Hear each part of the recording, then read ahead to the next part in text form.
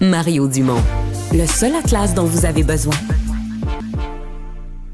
Isabelle Benoît-Dutrisac qui a fait référence tout à l'heure, il y a eu une manifestation cette semaine à la porte d'un spectacle de Martin Petit, l'humoriste. Moi, ce genre de situation-là, même moi, je me suis dit hier, j'en parle-tu pas, on dirait que ça devient stressant d'en parler, puis c'est pour ça que je voulais en parler justement, pour pas avoir peur de ces affaires-là. Martin Petit a fait une revue de l'année, une espèce de bye-bye, là, où il a voulu tirer sur ce que lui avait envie de rire, finalement, là, sans que ce soit poli. C'est grinçant, c'est rigolo, c'est sur YouTube, c'est sa démarche, sa propre initiative. Il dit toutes les revues de l'année qui ont été faites, moi je vais faire la mienne, ce qui n'a pas été abordé entre autres. Donc il parle d'Israël, il parle de l'origine de la COVID, les toilettes genrées, non genrées. Il parle de tout. Le tofu, le véganisme, ça a été vu par 72 000 personnes sur YouTube, mais il y a des extraits qui ont été vus 500 000 fois. Il a fait d'ailleurs une entrevue avec Sophie Durocher là-dessus, disponible sur Cube. Puis il est arrivé en début de semaine pour faire un spectacle au bordel où il est copropriétaire, puis une demi-heure avant, il a vu des manifestants. Il s'est dit, je ris tellement de tout le monde. C'est-tu des politiciens? C'est-tu des véganismes en colère? Puis à un moment donné, il a vu des drapeaux de la Palestine. Drapeaux palestiniens. Exactement. Donc, il a appelé les policiers. Il est copropriétaire du bordel. Donc, ils ont mis une espèce de cordon de sécurité pour que les gens à l'intérieur du bordel se sentent en sécurité. Il n'y a pas eu de débordement ni quoi que ce soit. Mais disons que ça a créé un stress sur les employés en question. Puis il y a une vidéo qui circule sur les manifestants, justement, qui ont voulu parler du pourquoi, du comment ils étaient là. D'utiliser la tribune d'Internet et la tribune de l'humour au Québec pour se moquer du génocide en cours et aussi des militants et militantes pro-palestiniennes qui agissent dans les rues depuis 14 mois à Montréal. Depuis 14 mois, ça milite de façon pacifique, ça arrache du gazon à McGill, ça terrorise les Juifs, puis ça dit que tous les Juifs devraient mourir, mais de façon pacifique, selon Valérie Plante et le service de police. Excuse-moi, mais il leur met leur vérité d'en face. C'est peut-être pour ça que c'est l'échec. Il leur met leur vérité d'en face. C'est du faux pacifisme, des pacifistes qui souhaitent la mort des autres. Là. Le spectacle de Martin Petit était très drôle. Après, t'as le droit de pas avoir cet humour-là, mais je trouve que de manifester pour tout et n'importe quoi, à un moment donné, on n'entend plus rien, ça crie au loup. Ce que je trouve dommage, c'est qu'on a mobilisé des policiers, ça coûte de l'argent. Les employés ont peut-être été nerveux, même si c'est rien passé, même s'il n'y a pas eu de débordement sur cette manifestation-là. Je me dis, t'es pas obligé d'aimer son humour, mais ça sert pas à grand-chose. Devant un lieu culturel, là, je veux dire, ils ont manifesté, il n'y en a plus de limite. Ils ont manifesté devant la basilique Notre-Dame. Donc je pense qu'on se trompe de cible parce que je veux dire, c'est pas parce qu'on manifeste devant un spectacle de Martin Petit que ça va changer ce qui se passe là-bas. Non, mais de manière géopolitique, là, Martin Petit a quand même l'influence là, dans le conflit. Mais ce que je trouve paradoxal, c'est que, tu sais, on a parlé de Charlie Hebdo, ça faisait 10 ans. Puis là, on arrive avec ça. Puis quelque part, éventuellement, on a parlé du Washington Post qui a cessé de faire des caricatures anti-religieux et tout ça. Je trouve que ça amène là quand même. On finit par avoir peur d'avoir des propos comme ça. On veut pas déranger. Mais c'est le but. C'est le but, évidemment. C'est le terrorisme des gens qui veulent tuer la liberté d'expression, mais en disant on va tellement harceler ceux qui l'utilisent qu'à un moment donné, ils vont arrêter. Puis ça a marché avec les caricaturistes. Mais c'est plate parce qu'après ça, on entend des fois, il va y avoir des décideurs, des dirigeants ou des programmeurs qui vont faire hey, on veut pas de trouble. Fait que lui, on le mettra pas. Fait que lui, on le mettra pas. Mais c'est plate. C'est le but. C'est la victoire, évidemment, de ces gens-là. Retour du cinéma à 5 $. Ça, là, quelle belle affaire. C'est Cinéplex qui décide les mardis. On se rappelle des fameux mardis à 5 $. Mais là, ça fait longtemps, ça, là. Oui, mais à un moment donné, ils ont comme abandonné cette patente-là. Mais Cinéplex, eux autres, la remettent jusqu'au 14 février. 5 $ les mardis, mais le popcorn aussi. Donc là, c'est les billets et le popcorn à 5 $. Les sacs de maïs, 5 $. Le petit format. Je trouve ça intéressant. Est-ce que ça pourrait vous inciter à aller plus au cinéma? Est-ce que ça pourrait changer quelque chose? Moi, je vais très peu au cinéma. Je suis pas tellement maniaque de films en général. Je sais que c'est rare, mais c'est mon cas. Puis je me suis habitué depuis quelques années que pour m'amener au cinéma, faut que tu m'amènes au VIP. À Brossard. Ouais, faut que j'aille gros fauteuil, bouffe disponible, une bière sur le bar sur la tablette. Mais là, tu marques un point. Donc, est-ce que ça répond à ta question? Il y a des critères. C'est vrai que l'expérience VIP est le fun. Tu payes plus cher, mais tu vis quelque chose. Si le film est plate, c'est pas grave, tu manges bien. Tu dors vraiment bien. T'es vraiment confortable. On dirait que t'es dans un siège élevé. Fait que t'es une date qui coûte cher, là, Mario. C'est ça que tu nous dis. Je suis pas un maniaque de cinéma. Mais moi, ce que j'entends, c'est que pour le théâtre, je vais aller me mettre sur un petit banc étroit, mal assis. Là. Mais l'art vivant, c'est parce que ça se reproduit pas. Là. Mais ce que j'entends, puis je pense que tu représentes une bonne partie de la population, c'est qu'on veut un événement. On veut vivre quelque chose de spécial. Donc, peut-être que pour aller dans les cinémas, il faudrait recréer quelque chose autour. Ouais. Mais moi j'aime aller au cinéma. J'aime encore aller au cinéma. Bon, le popcorn extra beurre, il est aussi pour quelque chose, mais j'aime aller voir des films, mais j'aime surtout aller voir des films pas en même temps que tout le monde. Oui, moi aussi. Le jour. Notre horaire, il y a des désavantages à se lever à 2h30 à tous les jours, mais il y a des grands avantages dans des circonstances comme ça. Aller au cinéma l'après-midi, j'adore ça. C'est vide. J'adore. Oui, il n'y a personne. On est trois dans la salle. Oui, c'est ça. Oui, puis c'est une clientèle, souvent, c'est des retraités ou c'est une clientèle le fun aussi. Là, mais moi aussi, j'y vais l'après-midi. J'adore ça. Tu te couches pas trop tard non plus. Il n'y a personne dans la salle. Puis je sais pas si vous êtes capable de vous arrêter, mais moi, peu importe la grosseur du popcorn, je le finis, c'est sûr. Même si je me bouche les artères. Vous autres, avez-vous un self-control?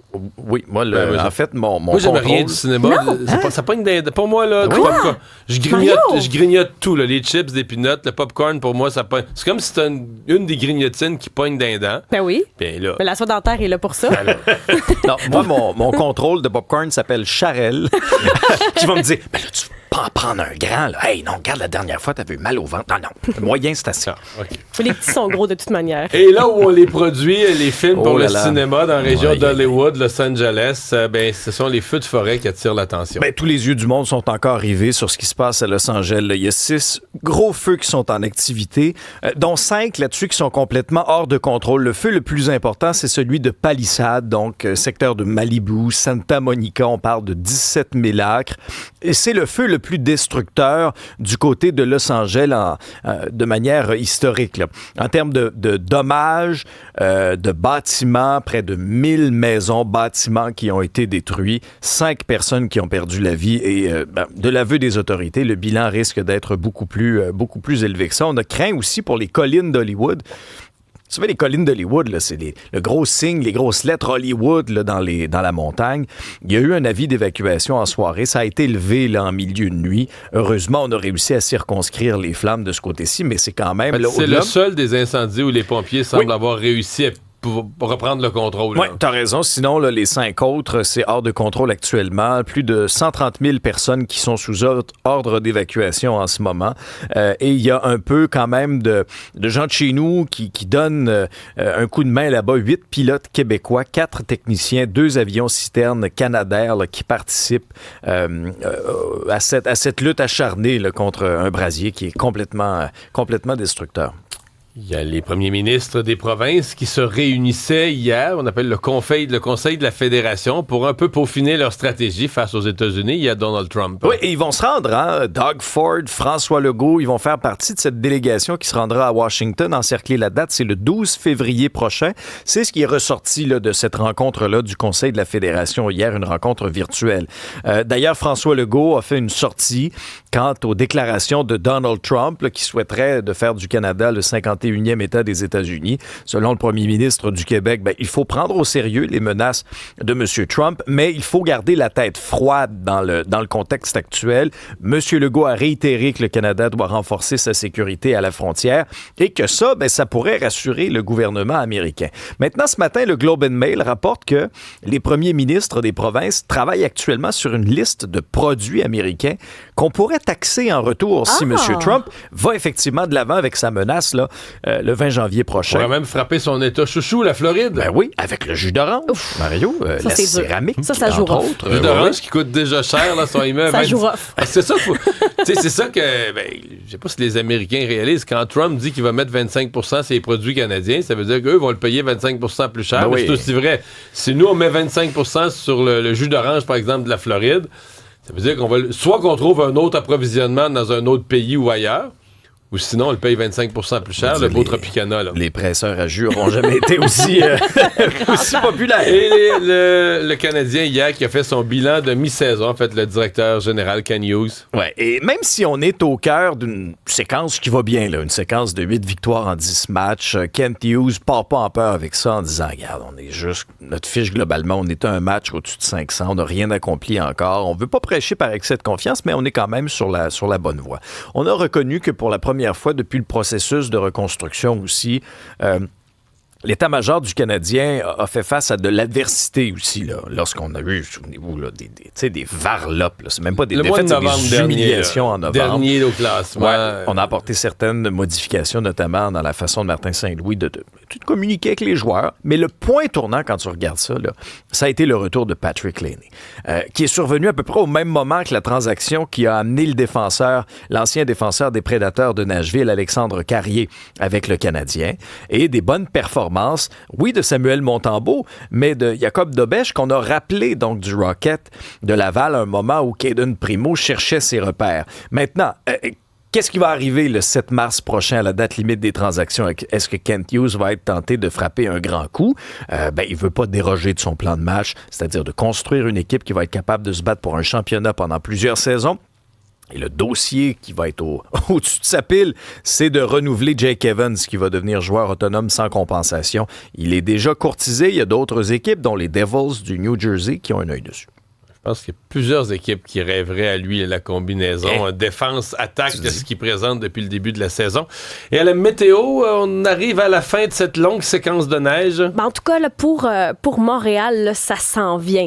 Dans l'est du Québec, il y a encore des écoles fermées, puis c'est la tempête là-bas. Là. Au fait, le dégagement s'opère par l'ouest jusqu'éventuellement l'est. Donc, pour chez nous, on a encore quelques flocons ce matin. Par la suite, ça demeure nuageux. Ça demeure aussi venteux. Puis il y en a qui nous le disaient au 187 Cube Radio. Ils disaient, moi, je veux savoir quand est-ce qu'ils arrêtent de vanter aux éboulements. Bon, aujourd'hui, de façon généralisée au Québec, là, c'est des rafales jusqu'à 50 km/h. Ça crée la sensation de froid, là. Tu sais, des sensations ce matin de moins 21. À compter de demain, le vent en face. Pas la peine de se peigner ce matin, on a la brou dans le toupette, mais à partir de demain, là, je dirais qu'il y aura vraiment un dégagement plus officiel qui va se faire. Les vents vont finir par se calmer aussi. Le soleil va être un petit peu plus franc parce que cette semaine, mettons qu'il a pris des vacances. Je pensais qu'il n'y en avait pas en 2025 du soleil.